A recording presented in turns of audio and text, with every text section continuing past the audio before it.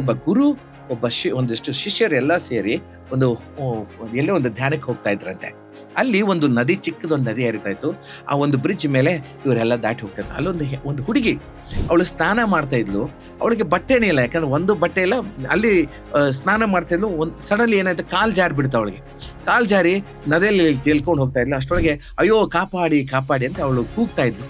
ಅವಾಗ ಗುರುಗಳು ಏನ್ ಮಾಡಿದ್ರು, ಇಮಿಡಿಯೇಟ್ ತಮ್ಮ ಮೇಲಿದ್ದಂತ ಒಂದು ಒಳ್ಳೆಯನ್ನ ಇದೇನು ಒದ್ಕೊಂಡು ತನ್ನ ತೆಗೆದು ಹಾಕ್ಬಿಟ್ಟು ನದಿಲಿ ಧುಮುಕಿ ಅವಳನ್ನ ಹೊತ್ಕೊಂಡು ಬಂದು ಇಳಿಸ್ತಾರೆ. ಅವಾಗ ಶಿಷ್ಯರಲ್ಲಿ ನೋಡ್ತಿರ್ತಾರೆ, ಅವಳು ಮೈ ಮೇಲೇನು ಒಂದೇ ಒಂದು ಬಟ್ಟೆ ಇಲ್ಲ.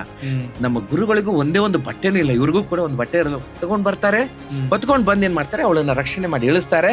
ಆಮೇಲೆ ಹೋಗಪ್ಪ ಅಂತ ಹೇಳ್ತಾರೆ, ಆ ಬಟ್ಟೆ ತಂದು ಕೊಡ್ತಾರೆ, ಕೊಟ್ಟು ಹೊರಟ್ಬಿಡ್ತಾರೆ. ಮುಂದೆ 1-1.5 ಕಿಲೋಮೀಟರ್ ಹೋದ್ರು ಇವರು ಹಿಂದ್ಗಡೆ ಶಿಷ್ಯರು ಏನೋ ಗುಣಗುಡ್ತಾ ಬರ್ತಿರ್ತಾರೆ. ಅವ್ರಿಗೇನೋ ಡೌಟ್ ಬರುತ್ತೆ, ಯಾಕ್ರಪ್ಪ ಏನು ಗುಣಗುಡ್ತಾ ಇದ್ದೀರಿ, ಏನ್ ವಿಷಯ ನಿಮ್ ಚರ್ಚೆ ಮಾಡ್ತಾ ಇದೀರಿ ಅಂತ ಕೇಳಿದಾಗ, ಅಲ್ಲ ಗುರುಗಳೇ, ನಮ್ಮ ಗುರುಗಳು ನೀವು ಯೌವನಸ್ತಿದ್ದೀರಿ, ಅಲ್ಲಿ ಯೌವನಸ್ಥ ಒಂದು ಹುಡುಗಿ ಕೂಡ ನೀರಲ್ಲಿ ಮುಳುಗಿದ್ಲ, ಅವಳ ಮೇಲೇನು ಬಟ್ಟೆ ಇಲ್ಲ, ನಿಮ್ ಮೇಲೇನು ಬಟ್ಟೆ ಇರಲಿಲ್ಲ, ಅವಳನ್ನ ಹೊತ್ಕೊಂಡು ಬಂದ್ರಿ, ಆದ್ರೆ ನಿಮ್ಗೇನು ಅನಿಸ್ಲಿಲ್ವಾ ಅಂತ ಕೇಳ್ತಾರೆ. ಅಲ್ಲಪ್ಪ, ಅವಳನ್ನ ಹೊತ್ಕೊಂಡು ಬಂದೆ, ಅವಳನ್ನ ಇಳಿಸಿ ಎಷ್ಟೊತ್ತಾಯ್ತು, ನೀವಿನ್ನೂ ಅವಳನ್ನ ಹೊತ್ಕೊಂಡು ಬಂದಿದ್ರಪ್ಪ, ಇಳಿಸ್ರಪ್ಪ. ಅರ್ಥ ಏನಂದ್ರೆ, ತಲೆನಲ್ಲಿ ಅಂದ್ರೆ ಅವರು ವಿಚಾರಧಾರಿಲ್ಲ, ಅವ್ಳು ಹೊತ್ಕೊಂಡೇ ಬಂದಿದ್ದಾರೆ. ಇನ್ನು 1.5 ಕಿಲೋಮೀಟರ್ ಆದ್ರೆ ಇನ್ನು ಹೊತ್ಕೊಂಡೇ ಬಂದಿದ್ದಾರೆ. ಆಗ ಅವ್ಳು ಇಳಿಸ್ಬಿಡ್ರಪ್ಪ, ಇಳಿಸ್ರಿ, ಅವಳು ಯಾಕೆ ಹೊತ್ಕೊಂಡು ಬಂದಿದ್ರ ಅಂತ. ಅದ್ರ ಅರ್ಥ ಏನಂದ್ರೆ, ಈ ವಿಷಯಾದಿಗಳೇನಿದೆ, ಲೌಕಿಕ ವಿಷಯಾದಿಗಳು, ಈ ಭೂಮಿಯಲ್ಲಿರುತ್ತೆ ಅನೇಕ ವಿಷಯಗಳಿದೆ, ಅದು ಅನ್ನೆಸೆಸರಿ, ಅದಕ್ಕೆ ಸಂಬಂಧಪಟ್ಟಂತ ವಿಷಯಗಳನ್ನ ನಮ್ಮ ತಲೆ ಮೇಲೆ ಹೊತ್ಕೊಂಡಿರ್ತೀವಿ ನಾವು.